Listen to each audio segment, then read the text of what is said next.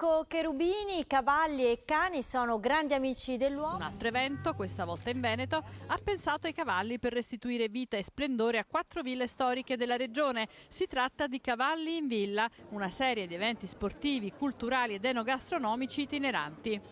A Villa Caffo Navarrini, in provincia di Vicenza, l'ultimo degli appuntamenti si è concluso con una gara di salto a ostacoli corsa nel parco della villa e vinta dal cavaliere Giacomo Bassi. Il podio è molto importante, per carità, perché è il mio lavoro, però il contesto secondo me vale di più della mia prestazione. E poi è stata la volta di tanti extra come stuntman a cavallo in performance mozzafiato, sfilate di auto d'epoca e un pianista fuori posto a spargere musica nel verde.